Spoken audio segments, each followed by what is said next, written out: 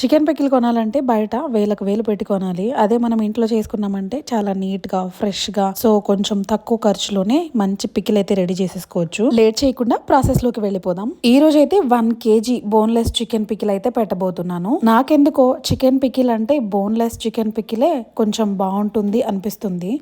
With bone తీసుకున్నాం అనుకోండి, ఆ బోన్ తింటున్నప్పుడల్లా ఏదో కర్రీ తింటున్న ఫీలింగ్ అయితే వస్తది. అందుకని బోన్లెస్ అయితే ప్రిపేర్ చేస్తున్నా. సో స్టార్ట్ చేసేసుకుందాం. సో ఫస్ట్ అయితే మంచిగా చికెన్ని నీట్‌గా ఒక 3 టైమ్స్ అట్లా కడిగేసాను. కడిగేసేసి వాటర్ అంతా డ్రైన్ అవ్వడానికి ఇలా ఒక చిన్న హోల్స్ ఉన్న బౌల్‌లో అయితే పెట్టేశాను. సో ఒక 15-20 మినిట్స్ ఇట్లా హోల్స్ ఉన్న గిన్నెలో పెట్టేస్తే వాటర్ అంతా కూడా నీట్‌గా డ్రైన్ అయిపోతుంది. సో చికెన్ అనేది చాలా ఫ్రెష్‌గా ఉండేలా చూసుకోండి. సో అప్పుడు మనకి చికెన్ పికిల్ చాలా బాగుంటుంది. సో ఇంకా ప్రాసెస్ అయితే స్టార్ట్ చేసేసుకుందాం. వాటర్ అంతా డ్రైన్ అయిపోయిన తర్వాత సో ఇందులోకి ఒక హాఫ్ టేబుల్ స్పూన్ సాల్ట్ అయితే యాడ్ చేసేసుకుంటున్నాను. సో సాల్ట్ యాడ్ చేసుకునేటప్పుడే కొంచెం చూసి యాడ్ చేసుకోండి. ఎందుకంటే హాఫ్ టేబుల్ స్పూన్ మాత్రమే వేస్తున్నాను, ఇప్పుడు తర్వాత కూడా యాడ్ చేయాలి కాబట్టి కొంచెం ఉప్పగా లేకుండా నార్మల్గా మీకు తెలుస్తుంది క్వాంటిటీ ఎంత వేసుకోవాలి అనేసి. అప్పుడు మనకి ఉప్పు కొంచెం ఎక్కువ అవ్వకుండా తక్కువ ఉండేలాగే చూసుకోండి, మళ్ళీ యాడ్ చేస్తాం కాబట్టి. తర్వాత ఒక హాఫ్ టేబుల్ స్పూన్ పసుపు కూడా వేసేసి ఒక 15 నిమిషాలు ఈ చికెన్ని మ్యాగ్నేట్ చేసేయాలి, అంటే నానబెట్టాలన్నమాట. సో 15 నిమిషాలు పక్కన పెట్టేసిన తర్వాత అది నానిపోయిన తర్వాత సో స్టవ్ వెలిగించేసి ఒక కడాయి అయితే తీసుకున్నా. 1 కేజీ పికిల్కి నేను ఇక్కడ 1.5 గ్లాస్ ఆయిల్ తీసుకుంటున్నాను అనమాట. నేను తీసుకున్న ఆయిల్ సన్ఫ్లవర్ ఆయిల్.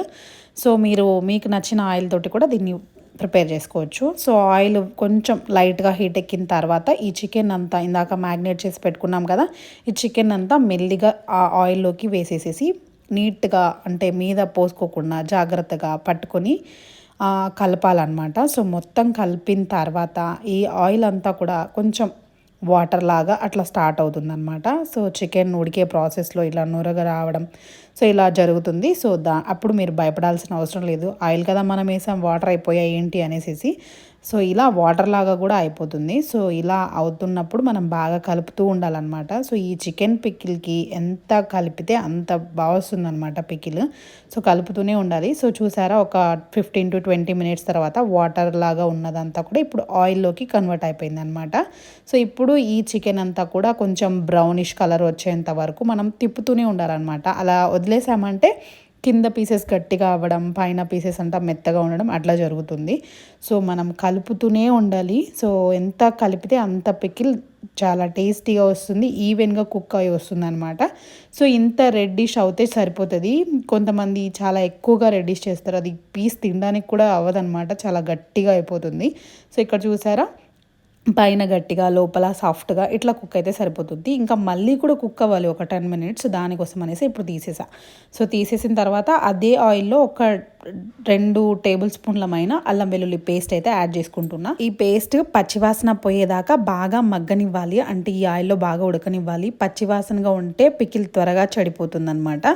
సో కొంచెం జాగ్రత్తగా ఫ్రై చేసుకోవాలి. సో బాగా ఫ్రై అయిపోయిన తర్వాత, అంటే పచ్చివాసన అంతా పోయిన తర్వాత మనం ముందుగా ఫ్రై చేసి పెట్టుకున్న చికెన్ పీసెస్ని ఇందులోకి యాడ్ చేసేసి మళ్ళీ కూడా ఫ్రై చేసుకోవాలి.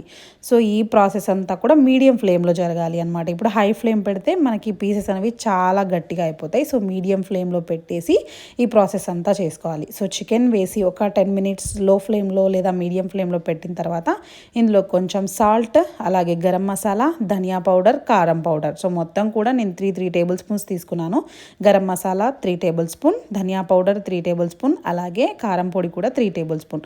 ఒకవేళ మీకు స్పైసీ ఎక్కువ కావాలి అనుకుంటే మీరు ఇంకొంచెం కారం పొడి కూడా యాడ్ చేసేసుకోవచ్చు.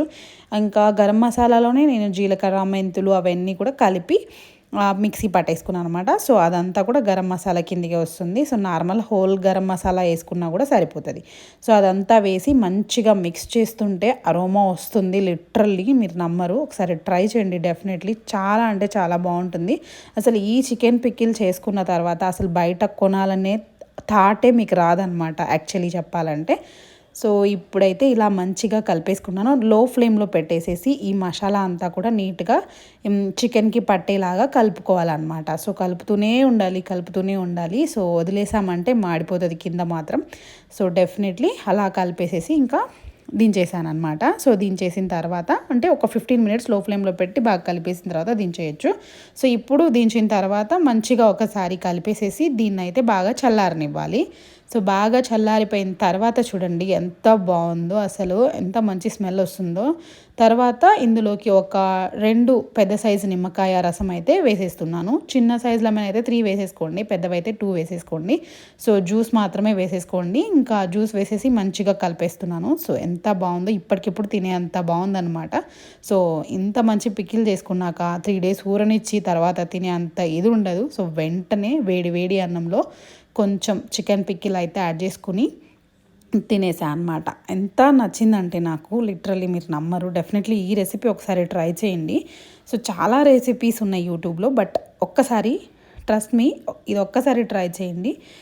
మీరే కామెంట్ చేస్తారు చాలా బాగుంది అనేసి. సో నాకైతే బాగా నచ్చింది. 1 కేజీ పికిల్ జస్ట్ 1 వీక్లో లేపేసా అనమాట. మధ్యలో సాటర్డే మండే కూడా వచ్చినప్పుడు ఆ 2 డేస్ వదిలేసినా కూడా జస్ట్ 4-5 డేస్లో చికెన్ పికిల్ అయితే ఖతం అయిపోయింది. సో అంత బాగుంది. సో డెఫినెట్లీ ట్రై చేయండి.